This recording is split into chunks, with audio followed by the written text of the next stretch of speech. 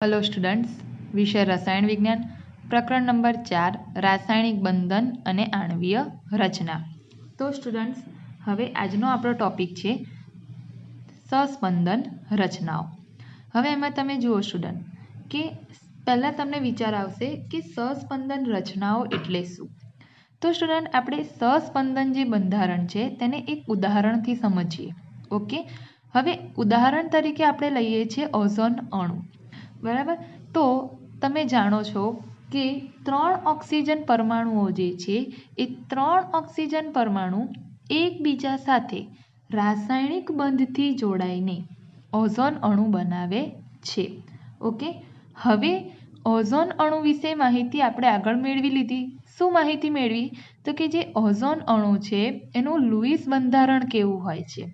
તો ozone અણુના Louis બંધારણ વિશે આપણે ડિટેલમાં ચર્ચા આગળ કરી ચૂક્યા છીએ। તો એમાં તમે એવું જોયું હતું કે જે ઓઝોન અણુ છે એના 2 લુઈસ બંધારણો જોવા મળે છે। ઓકે, આ બંધારણ 1 અને આ છે બંધારણ 2। ઓકે, હવે એમાં તમે જોઈ શકો છો કે જે ઓઝોન અણુ છે એ ઓઝોન અણુમાં જે બંધારણ 1 અને 2 છે એમાં શું છે તો કે 2 ઓક્સિજન પરમાણુઓ વચ્ચે દ્વિબંધ છે અને અહીંયા 2 ઓક્સિજન પરમાણુઓ વચ્ચે એકલ બંધ આપેલો છે। હવે અહીંયા જુઓ સ્ટુડન્ટ કે શું થાય છે, તો જ્યારે એક લુઈસ બંધારણની રચના કરવામાં આવી, ઓઝોનના એક લુઈસ બંધારણની રચના કરવામાં આવી। પહેલાં ફક્ત એક જ બંધારણ બનાવવામાં આવ્યું, પણ જ્યારે ઓઝોનનું એક લુઈસ બંધારણ સ્ટુડન્ટ્સ બનાવ્યું ત્યારે તે બંધારણ દ્વારા જે બંધના પ્રાયોગિક ગુણધર્મો છે એટલે કે જે બોન્ડ પેરામીટર્સ છે તે બોન્ડ પેરામીટર્સને ઓઝોનનું એક લુઈસ બંધારણ સમજાવી શકતું નહોતું। તો તે સમયે જે વૈજ્ઞાનિકો હતા તે વૈજ્ઞાનિકોએ એવું જણાવ્યું કે જો જે તે અણુનું એક લુઈસ બંધારણ બધા જ પ્રાયોગિક ગુણધર્મો સમજાવી શકાતા ના હોય તો તે અણુના બીજા લુઈસ બંધારણોની રચના કરવી જોઈએ। તો પછી ઓઝોનનું બીજા લુઈસ બંધારણની પણ રચના કરવામાં આવી। હવે અહીંયા શું થાય છે જુઓ, ઓઝોન અણુનું જ્યારે તમે લુઈસ બંધારણ જોયું ત્યારે તમે એવું તો જોયું સ્ટુડન્ટ કે 2 ઓક્સિજન પરમાણુ વચ્ચે દ્વિબંધ છે। ત્યાં શું થાય છે, કેમ દ્વિબંધ છે તો અહીંયા 2 ઇલેક્ટ્રોનની ભાગીદારી થાય છે। બરાબર છે, એટલે સહસંયોજક બંધ છે।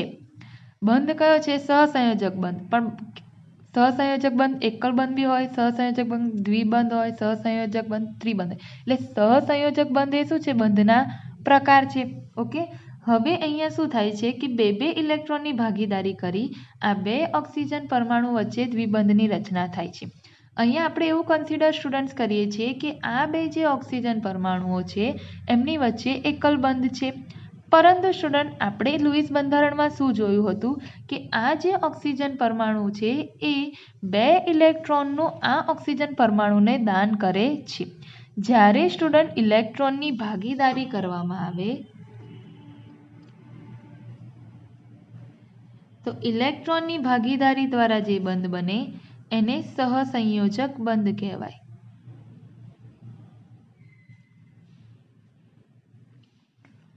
ઇલેક્ટ્રોનની ભાગીદારી દ્વારા બંધ બને એને સહસંયોજક બંધ કહેવાય। અને જ્યારે ઇલેક્ટ્રોન યુગ્મનું દાન કરવામાં આવે ત્યારે સંવર્ગ સહસંયોજક બંધ રચાય છે।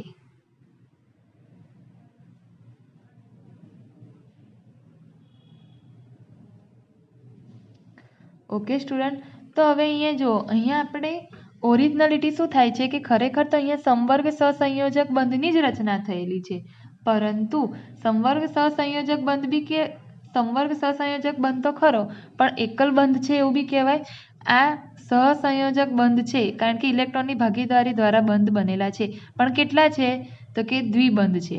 એવી રીતે આ સંવર્ગ સહસંયોજક બંધ છે પણ કેવો છે? એકલ બંધ। એટલે અહીંયા બંધના પ્રકાર બદલાય છે પણ આ દ્વિબંધ છે અને આ એકલ બંધ છે એવું જ કન્સિડર કરવામાં આવ્યું છે।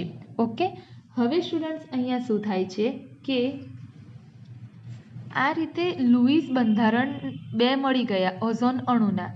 પરંતુ જ્યારે સ્ટુડન્ટ હવે અહીંયા જુઓ એક મિનિટ કે આ બે લુઈસ બંધારણ છે એમાં આ ઓક્સિજન પરમાણુઓ જે છે એ એકલ બંધની બંધ લંબાઈ કેટલી છે 148 પિકોમીટર છે. જ્યારે આ ઓક્સિજન પરમાણુઓ છે એમની વચ્ચે જે દ્વિબંધની લંબાઈ છે એ કેટલી છે તો કે 121 પિકોમીટર છે. ઓકે. પરંતુ સ્ટુડન્ટ જ્યારે પ્રાયોગિક રીતે એટલે કે સ્પેક્ટ્રોસ્કોપી પદ્ધતિનો ઉપયોગ કર્યો અને એ સ્પેક્ટ્રોસ્કોપી પદ્ધતિનો ઉપયોગ કરીને ઓઝોન અણુ જે છે એ ઓઝોન અણુમાં બંધ લંબાઈનું માપન કરવામાં આવ્યું ત્યારે શું જોવા મળે છે તો સ્પેક્ટ્રોસ્કોપી પદ્ધતિનો ઉપયોગ કરીને જ્યારે ઓઝોન અણુમાં બંધ લંબાઈનું માપન કરવામાં આવ્યું ત્યારે જે ઓક્સિજન પરમાણુઓ વચ્ચેની જે બંધ લંબાઈ છે એનું મૂલ્ય સમાન મળે છે. કેટલું મળે છે 128 પિકોમીટર મળે છે. એટલે જો અહીંયા શું હતું કે એકલ બંધની બંધ લંબાઈ 148 પિકોમીટર અને દ્વિબંધની 121 પિકોમીટર.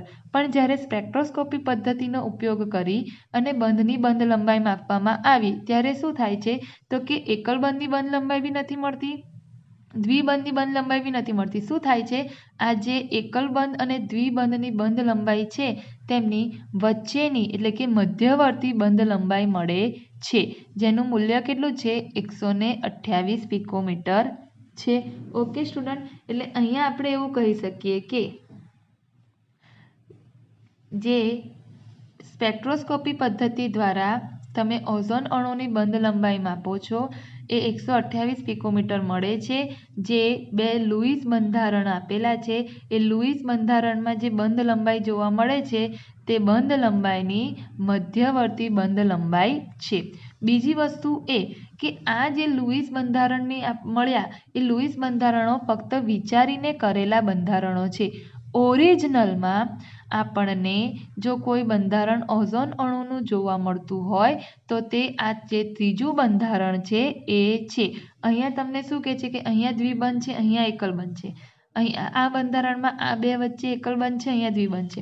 જ્યારે ત્રીજા બંધારણમાં શું બતાવવામાં આવ્યું છે કે આ બે ઓક્સિજન પરમાણુ વચ્ચે પણ દ્વિબંધ હોઈ શકે અને આ બે ઓક્સિજન પરમાણુ વચ્ચે પણ દ્વિબંધ હોઈ શકે. એટલે કે એ જ વસ્તુ છે. તો આ જે બે લુઈસ બંધારણો જે મળ્યા એ લુઈસ બંધારણોનું મિશ્ર બંધારણ મળ્યું. આ બે જે લુઈસ બંધારણ મળ્યા આ બે બંધારણોનું આ ત્રીજું બંધારણ શું કહેવાય સ્ટુડન્ટ?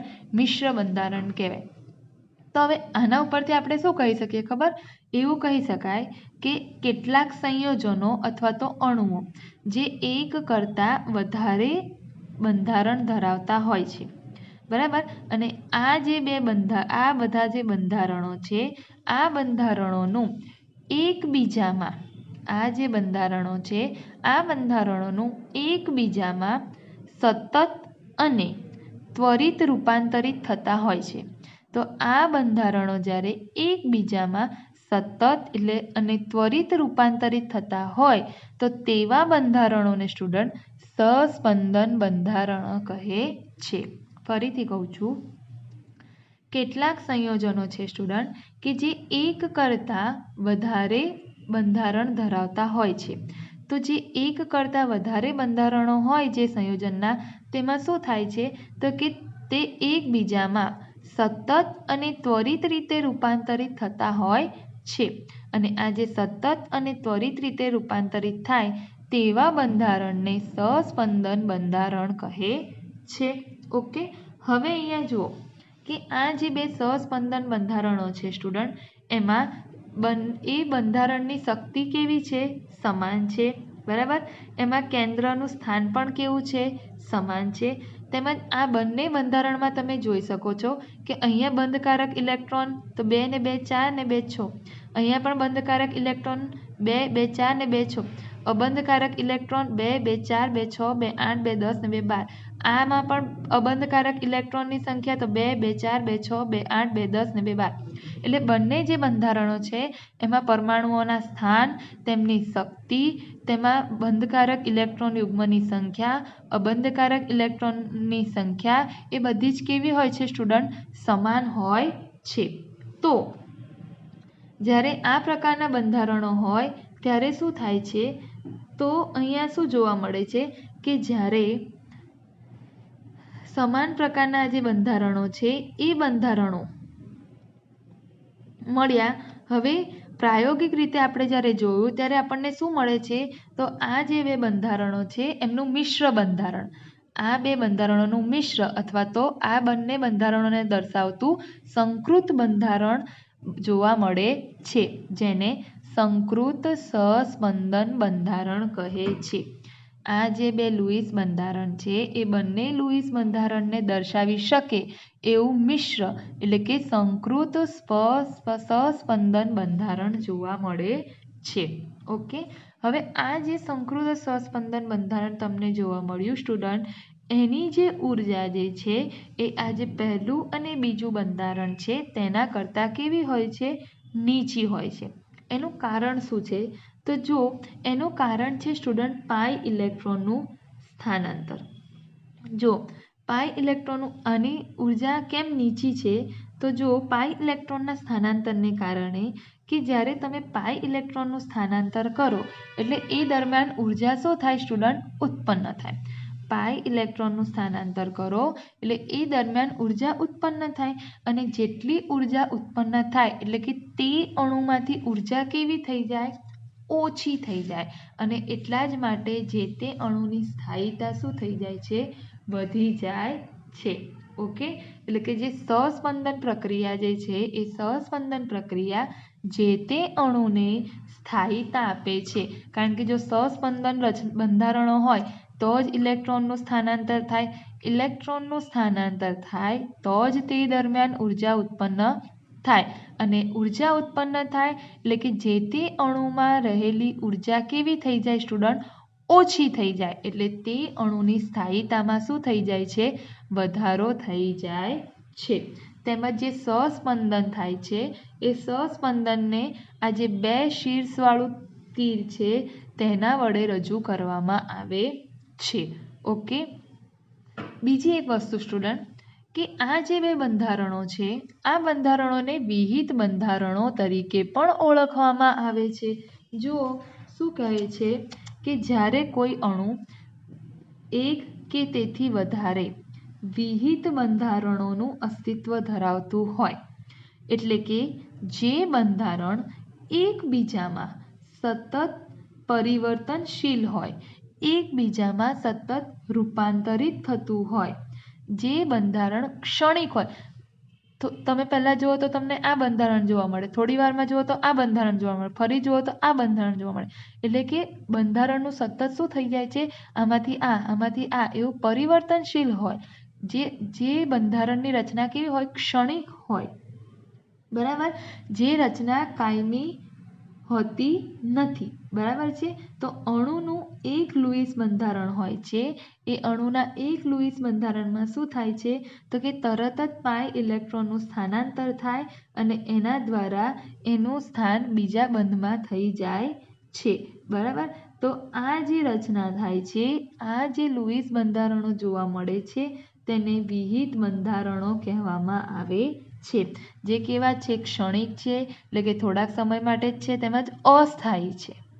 અસ્થાયી કેમ કહેવામાં આવે છે, કારણ કે શું થશે, પાઈ ઇલેક્ટ્રોનનું સ્થાનાંતર થશે એટલે અહીંયા દ્વિબંધ બની જશે, અહીંયા એકલબંધ, અહીંયા ફરી સ્થાનાંતર થશે એટલે અહીંયા દ્વિબંધ બની જશે, એકલબંધ, એટલે શું થશે, થોડીક જ વાર માટે આ બંધારણો આપણને જોવા મળે છે એવું માનવામાં આવે છે. પણ ઓરિજિનલમાં જો ઓઝોન અણુનું સાચું બંધારણ આપણે કહીએ તો આપણને આ જે સંકર સહસ્પંદન બંધારણ છે એ જ જોવા મળતું હોય છે.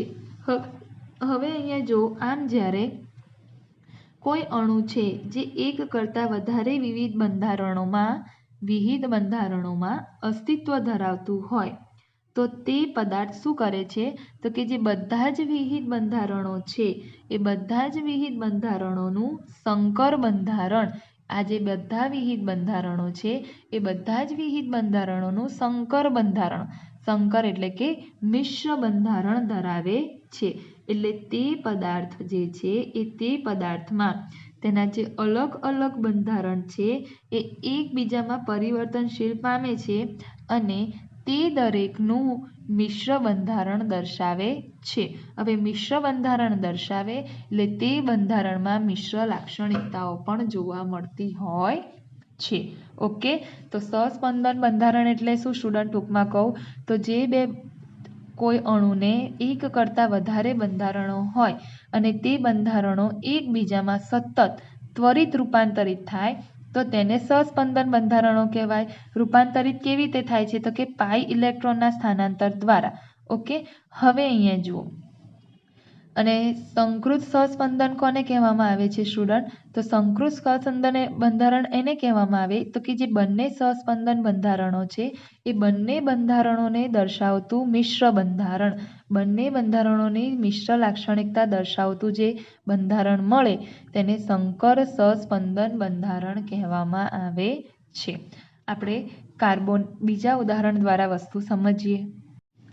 કોયડો નંબર 4.3 કાર્બોનેટ આયનની સહસ્પંદનના પર્યાયમાં સમજાવો અથવા તો સહસ્પંદનના સંદર્ભમાં સમજાવો. હવે કાર્બોનેટ આયન છે એટલે કે CO3 આયન. તો હવે અહીંયા જુઓ સ્ટુડન્ટ કે તમને કાર્બોનેટ આયન જે છે એના સહસ્પંદન બંધારણો અહીંયા દર્શાવેલા છે. જુઓ, કાર્બોનેટ આયન છે એમાં એક કાર્બન પરમાણુ છે અને તેની સાથે 3 ઓક્સિજન પરમાણુઓ જોડાયેલા છે. હવે જે કાર્બન છે એની સંયોજકતા કક્ષામાં કેટલા ઇલેક્ટ્રોન હોય સ્ટુડન્ટ? તો કે 4 ઇલેક્ટ્રોન હોય છે. બરાબર, એટલે એ વધુમાં વધુ 4 ઇલેક્ટ્રોનની ભાગીદારી કરી અને બંધ બનાવી શકે છે. તો અહીંયા તમે જોઈ શકો છો કે કાર્બને ઇલેક્ટ્રોનની ભાગીદારી દ્વારા 4 બંધ બનાવવામાં આવ્યા છે અને એ રીતે પોતાની અષ્ટક રચના પૂર્ણ કરે છે. ઓક્સિજન પરમાણુ જે છે સ્ટુડન્ટ એને અષ્ટક રચના પૂર્ણ કરવા માટે 2 ઇલેક્ટ્રોનની જરૂર હોય. ઓકે, એટલે અહીંયા ઓક્સિજન પરમાણુ 3 ઓક્સિજન પરમાણુ છે એ ત્રણેય ઓક્સિજન પરમાણુ બી શું કરે છે તો કે એમની 2 જે ઇલેક્ટ્રોન છે એ ઇલેક્ટ્રોનની શું કરે છે? ભાગીદારી દ્વારા બંધ બનાવે છે. હવે અહીંયા એક વસ્તુ જોવાની છે સ્ટુડન્ટ. શું જોવાનું છે તમે જુઓ કે કાર્બોનેટ આયન છે એટલે કે CO3 આયન. હવે કાર્બોનેટ આયન જે છે એ સમતલીય અણુ છે. તમે એના આકાર ઉપરથી એવું કહી શકો કે કેવો અણુ છે? સમતલીય અણુ છે. તેમાં કાર્બન જે છે એ કાર્બન સાથે આ એક ઓક્સિજન પરમાણુ જે છે એ દ્વિબંધથી જોડાયેલો છે. ઓકે, અને આ જ કાર્બન સાથે આ બીજા 2 જે ઓક્સિજન પરમાણુઓ છે તે એકલ બંધથી જોડાયેલા છે. હવે CO3 આયન છે એટલા માટે આ જે 2 ઓક્સિજન પરમાણુઓ છે તેની ઉપર માઇનસ આયનની નિશાની આપેલી છે. હવે આ જ્યારે મેં તમને આગળ લુઈસ બંધારણ વખતે સ્ટુડન્ટ સમજાવી દીધું હતું કે કેવી રીતે માઇનસ આયન આવે છે. ઓકે, હવે અહીંયા જુઓ કે શું થશે. કાર્બોનેટ આયનના 3 બંધારણ કેવી રીતે મળે એ તમને કેવી રીતે ખબર પડે? તો સૌ પ્રથમ જુઓ કે કાર્બોનેટ આયન જે છે એમાં આપણે આ કાર્બન પરમાણુ એના 1, 2, 3, 4 ઇલેક્ટ્રોન લખ્યા હશે. ઓક્સિજન છે 2, 2, 4 ને 2, 6. હવે અહીંયા શું થશે કે આ ઓક્સિજન પરમાણુ અને આ કાર્બન પરમાણુ વચ્ચે 2 ઇલેક્ટ્રોનની ભાગીદારી દ્વારા દ્વિબંધ બને છે. અહીંયા શું થાય છે? તો અહીંયા પણ એવું જ થાય છે. શું થશે કે જુઓ, ઓક્સિજન પરમાણુ છે બરાબર, અને આ જે કાર્બન પરમાણુ છે એમાં પણ ઇલેક્ટ્રોનનું શું થાય છે? તો જો ઓક્સિજન પરમાણુ પાસે સ્ટુડન્ટ એક વધારાનો ઇલેક્ટ્રોન હોય છે. ઓક્સિજન પરમાણુ જે છે એની પાસે એક વધારાનો ઇલેક્ટ્રોન હોય છે. ઓકે, કારણ કે O- આયન આપેલા છે એટલા માટે. તો અહીંયા એક ઇલેક્ટ્રોનની ભાગીદારી દ્વારા બંધ બનશે, પણ છતાં પણ અહીંયા તમને 6 ઇલેક્ટ્રોન કેમ જોવા મળે? કારણ કે O- આયન છે એટલે એની પાસે સંયોજકતા કક્ષામાં તો 6 ઇલેક્ટ્રોન હોય જ અને એક વધારાનો ઇલેક્ટ્રોન. તો અહીંયા એક ઇલેક્ટ્રોનની ભાગીદારી દ્વારા બંધ બને છે એટલે આ જે 2 ઓક્સિજન પરમાણુ છે તેમની પાસે તમને સંયોજકતા કક્ષામાં રહેલા જે ઇલેક્ટ્રોન છે એટલી જ સંખ્યા જોવા મળી છે.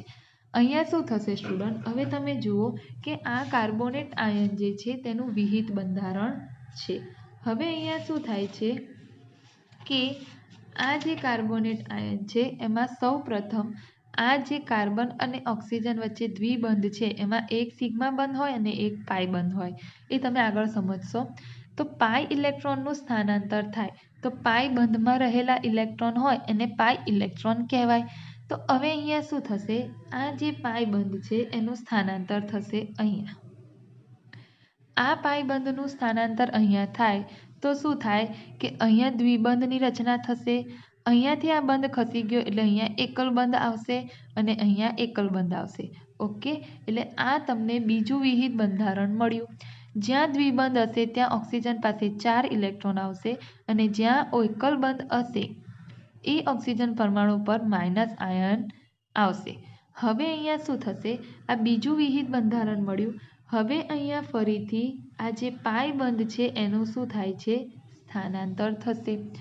આ પાઈ બંધ જે છે એ સ્થાનાંતર થઈને અહીંયા બનશે તો અહીંયા પાઈ બંધની રચના થશે. ઓકે, તો આ રીતે તમને કાર્બોનેટ આયનનું ત્રીજું વિહિત બંધારણ મળ્યું. આ આપણે લુઈસ બંધારણ છે એ લુઈસ બંધારણનો ઉપયોગ કરી અને કાર્બોનેટ આયનના 3 સહસ્પંદન બંધારણો એટલે કે 3 વિહિત બંધારણો આપ્યા.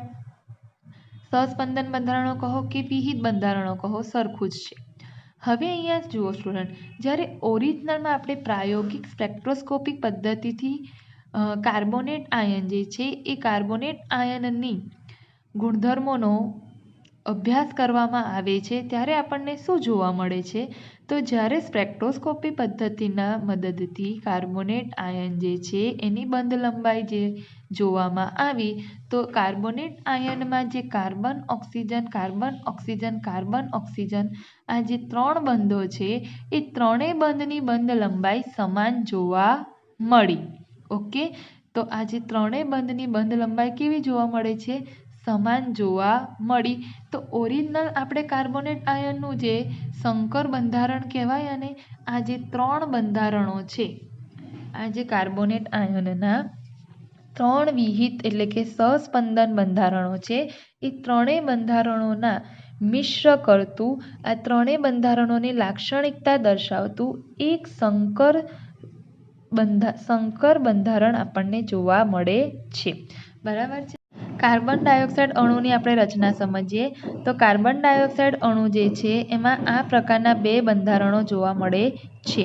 હવે એનું ઓરિજિનલ બંધારણ તો સ્ટુડન્ટ આ જ છે અને આપણે આ જ બંધારણને કન્સિડર કરીએ છીએ C double bond O C double bond O. હવે એના સહસ્પંદન બંધારણોમાં શું થાય છે? તો જુઓ, જો આ કાર્બન અને ઓક્સિજન વચ્ચે અહીંયા ત્રિબંધ છે, આ કાર્બન અને ઓક્સિજન વચ્ચે એકલ બંધ છે.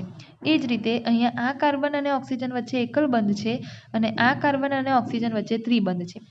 જો અહીંયા એક પાઈ બંધનું સ્થાનાંતર થાય, બરાબર છે, પહેલું વિહિત બંધારણ છે એમાં એક પાઈ બંધનું સ્થાનાંતર થાય તો તમને ત્રીજા પ્રકારનું બંધારણ જોવા મળશે. અહીંયા બી દ્વિબંધ અને આ અહીંયા સ્થાનાંતર થશે એટલે અહીંયા બી દ્વિબંધ. જો આ બીજું વિહિત બંધારણ છે એમાં એક પાઈ બંધનું સ્થાનાંતર અહીંયા થાય તો પણ આપણને આ ત્રીજું સંકર બંધારણ જોવા મળશે.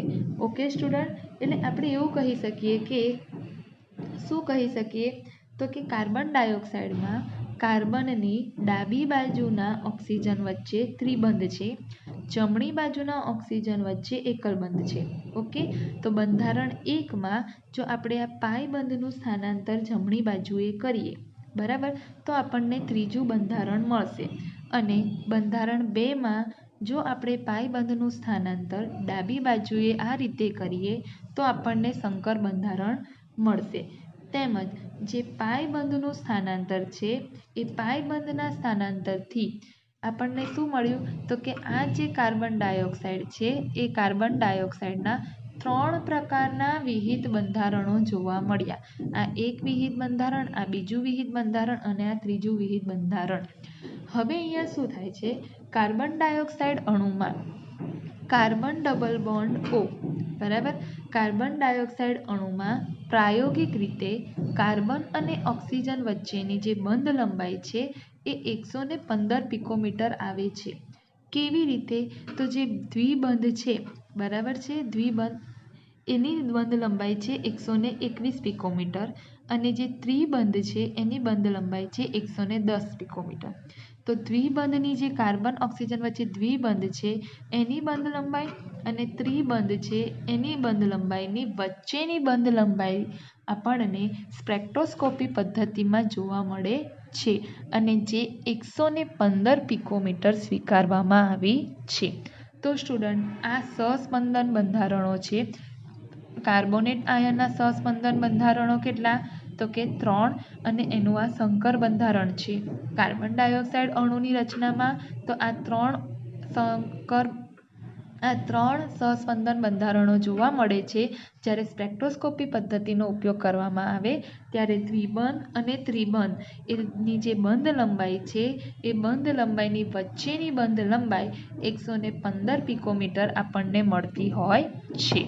ઓકે, તો આ થયો આપણો ટોપિક સ્ટુડન્ટ, સહસ્પંદન બંધારણનો, કે એકબીજામાં સતત રૂપાંતરિત થતા બંધારણો જેને સહસ્પંદન બંધારણો કહેવાય અને એ બધા જ બંધારણોની મિશ્ર લાક્ષણિકતા ધરાવતું સંકર સહસ્પંદન બંધારણ કહેવાય.